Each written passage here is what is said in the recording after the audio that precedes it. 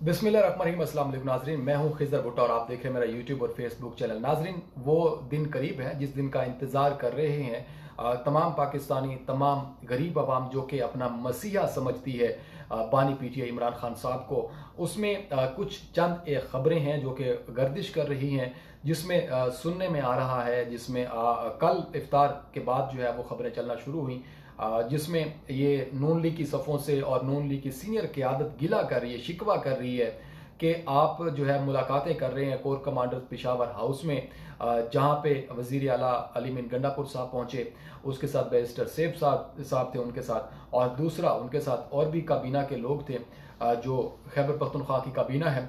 उन्होंने मुलाकात की, फिर उनको ब्रीफिंग दी गई। तो ये जो कुर्बतें हैं पाकिस्तान तहरीक इंसाफ की फ़ौज के साथ, इसका नून लीग को कुछ ज़्यादा ही जो है वो अफसोस हो रहा है। उसको अजीब किस्म की कोई जो है वो चुभन सी हो रही है कि शायद ये मुलाकात क्यों हो रही है।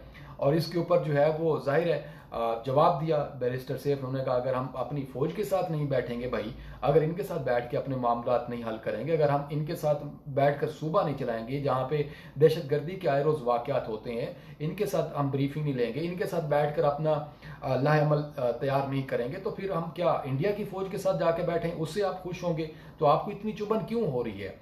और आपने तो मतलब कि एक नो मै वाला ऐसा कुछ सीन क्रिएट कर दे कि सिर्फ फौज का हमारे साथ बैठना ऐसे है जैसे किसी दहशतगर्द जमात के साथ बैठ रहे हैं। तो ये तकलीफ हुई नून लीग को कि ऐसी मुलाकातें नहीं होनी चाहिए। फिर फवाद चौधरी साहब की रिहाई हो गई है।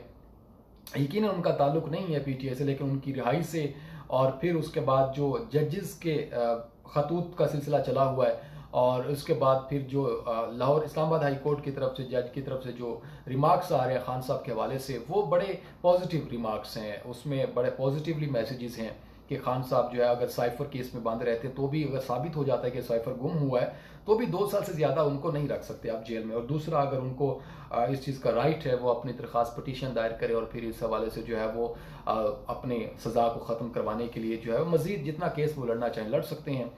तोशाखाना केस ख़त्म हो गया, साइफर रह गया, उसके बाद जो है वो अब इद्दत का केस रह जाएगा।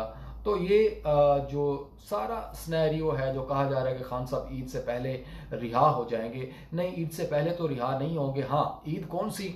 ये वाली ईद जो है मीठी ईद, ईद उल फितर की, या फिर ईद उल अजहा की ईद के ऊपर जो वो रिहा होंगे। हाँ, ईद उल अजहा की ईद से पहले जो है वो रिहा हो सकते हैं, क्योंकि जो डील का नाम दिया जा रहा है, जिसको डील कहा जा रहा है, हालांकि राना सनाउल्लाह ने भी ये बात की थी कि उन्होंने भी कहा था कि अदलिया के ऊपर अगर खतूत के हवाले से इस तरह से और 31 साल सज़ा सुना दी गई है, जो कि ऐसा तो होता ही नहीं, 31 साल सज़ा बनती नहीं है, तो उन्होंने भी एक्सेप्ट किया कि ज़्यादती हो रही है। फिर अब नून लीग के मुखालिफिन आपस में नून लीग ही शुरू हो रहे हैं। राना सनाउल्लाह साहब नाराज़ हैं मोहसिन नकवी को वज़ीर दाखिला बनाने के ऊपर, उसके बाद जावेद लतीफ़ नाराज़ हैं, और उसके बाद आसिफ करमानी साहब नाराज़ हैं। तो अभी फ़िलहाल दोबारा से निज़ाम बिल्ड होता नजर आ रहा है, जिसमें Pakistan Tehreek Insaf on the top coming soon, और PMLN and Peoples Party going on the other side with down size.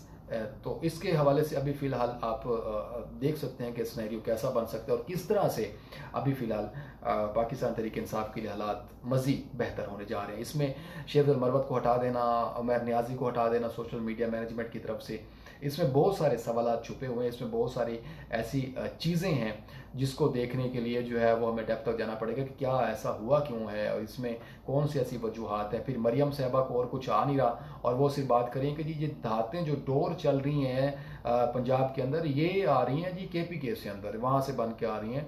तो पंजाब हुकूमत क्या कर रही है अगर वहाँ से चीज़ें स्मगल हो रही हैं, और फिर वो इधर क्यों भेज रहे हैं? अगर वो भेज रहे हैं तो फिर आप क्यों उसको रोक नहीं रहे हैं? तो ऐसे इल्ज़ाम आप सूबों को आपस में, खुदा के लिए अवाम को मत लड़ाएं अपनी सियासत के पीछे। अभी अवाम का भी सोचें, जो अवाम का बुरा हाल अभी होने वाला है, जो आप लोग करने वाले हैं, जिसकी तैयारियां कर रहे हैं, उसका सोचें कि फिर अवाम ने आपको किन बातों से याद करना है, अवाम ने आपको क्या क्या दुआओं से नवाजना है, और किस तरह से उन्होंने आपको सैल्यूट पेश करना है। मुझे इजाज़त है, अगले व्लॉग में फिर मुलाकात होगी, तब तक के लिए अल्लाह ने के पास।